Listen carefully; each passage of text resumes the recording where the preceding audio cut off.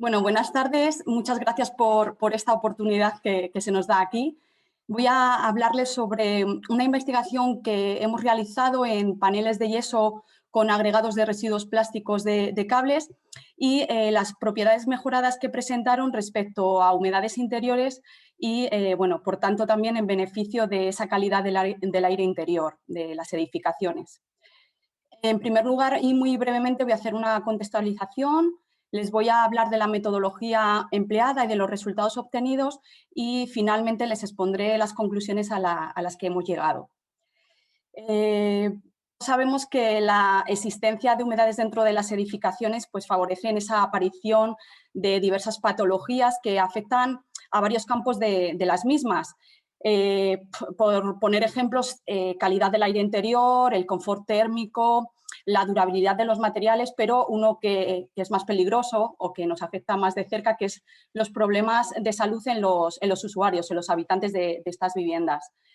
Bien, estas humedades no son debidas a una única causa, sino que tienen esos distintos orígenes y distintas formas de aparición. Por ejemplo, podemos encontrar agua procedentes del terreno que nos va a generar esas humedades por capilaridad o aguas procedentes de la atmósfera que genera esas humedades por infiltraciones o diversas aguas accidentales como las que hemos sufrido tras esta borrasca Filomena en propias carnes, ¿no? Bien, pues dentro de las soluciones al problema y atendiendo también a lo que nos dice el Reglamento de Productos de la Construcción actual, pues el empleo de materiales con propiedades impermeables se presenta como una posibilidad de método pasivo con el que poder moderar de algún modo la humedad en estos ambientes cerrados sin necesidad de un consumo extra de energía. ¿Qué es lo que hicimos? Bueno, pues analizamos distintas investigaciones anteriores que estudiaban pues, la mejora de la impermeabilidad en diversos materiales de construcción. Encontramos pues, de todo un poco, pues, morteros con agregados de PET, mezclas asfálticas, adoquines a base de cementos, ladrillos, bloques y ladrillos de hormigón, pero en todos ellos lo que era común, el denominador común era esa incorporación de agregados poliméricos, de agregados plásticos. Y lo que decidimos fue analizar el yeso, que es uno de los materiales tradicionales más utilizados en construcción y del que es conocida su avidez por el agua y los efectos negativos que causa en el yeso, ¿no? En sí, pero que además, por el contrario, es considerado un gran regulador higrotérmico natural en cuanto a que estos revestimientos de yeso equilibran las estancias, absorben el exceso de humedad cuando es necesario y lo devuelven cuando ese ambiente está más seco. Y por otro lado, pues en vista de esa utilización de los polímeros en las otras investigaciones analizadas, pues decidimos ver qué pasaba con materiales plásticos que tienen como característica, como propiedades, pues además de esa ligereza, esa durabilidad, pues su casi total capacidad impermeable, ¿no?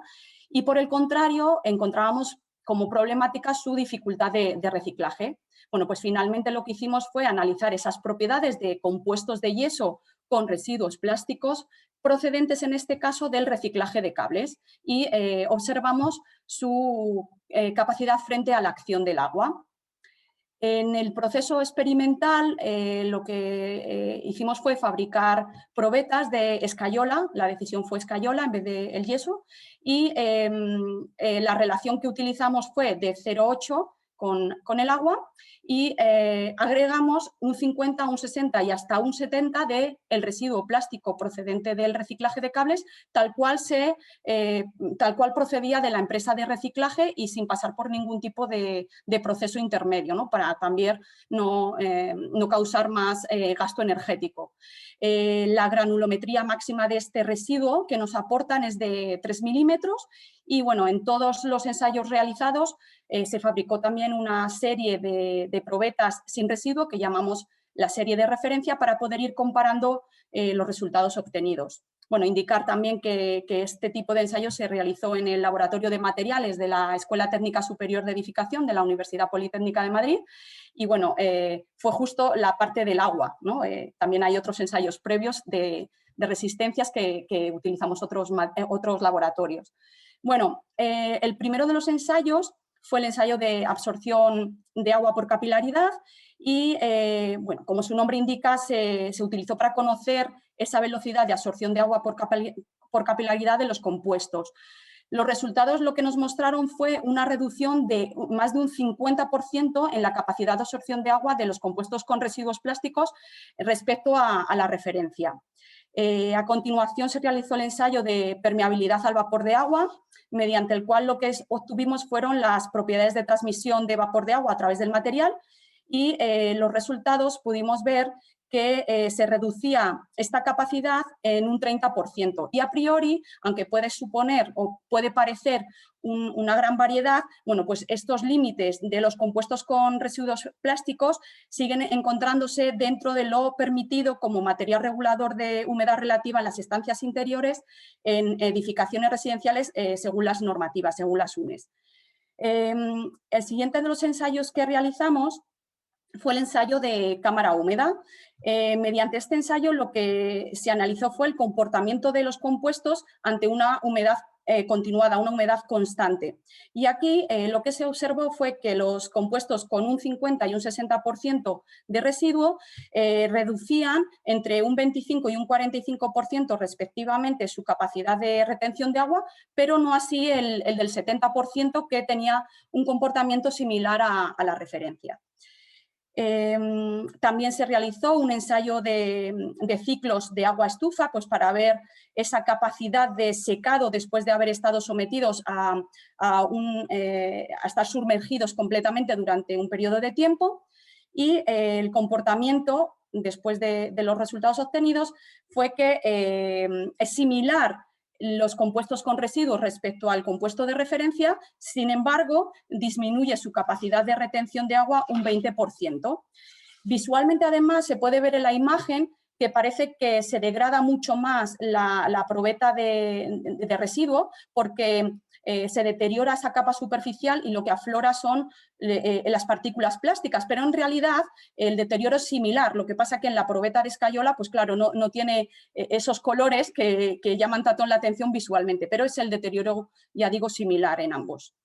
También realizamos un ensayo de absorción total de agua para comprobar esa capacidad de absorción total en estos compuestos y lo que se observó es que aproximadamente era un 30% menor respecto al compuesto de referencia. O sea, vemos que al final siempre se reduce esa capacidad de absorción. Y finalmente nos pareció muy interesante realizar un ensayo de porosimetría de mercurio pues para determinar el volumen de poros, su distribución en los compuestos y de alguna manera tratar de relacionarlo pues, con esos resultados que nos estaban marcando los ensayos frente al agua. Aquí lo que se observó fue que a medida que se incorporaba más residuo en las mezclas, el porcentaje de poros iba disminuyendo en las mezclas de manera inversamente proporcional a la densidad. Es decir, mayor cantidad de residuo, menor poros, menor porcentaje de poros, menor capacidad de llenarse de agua, de ahí los resultados que estábamos obteniendo, pero mayor densidad, bulk. Y bueno, como conclusión es destacar que si tenemos en cuenta un criterio de innovación como material, pues sí que se consigue un producto de mayor impermeabilidad, con una menor capacidad de absorción y de retención, con unas propiedades higrotérmicas similares al yeso para regular la humedad relativa de las estancias interiores y que puede servir perfectamente como posible solución pasiva al problema de humedades por capilaridad y por condensación. Si tenemos en cuenta un criterio de sostenibilidad, se reduce el uso de los recursos naturales, puesto que a mayor cantidad de residuo en la mezcla va disminuyendo la cantidad necesaria de yeso y agua. Esto puede llegar a cantidades de hasta un 30%. Y si finalmente tenemos en cuenta un criterio de economía circular, se minimiza la cantidad de residuos plásticos de cables en los vertederos, se llega a reutilizar el 100% de estos residuos plásticos de cable, los devolvemos al mercado y los podemos utilizar como materia prima secundaria. Y nada más. Muchas gracias.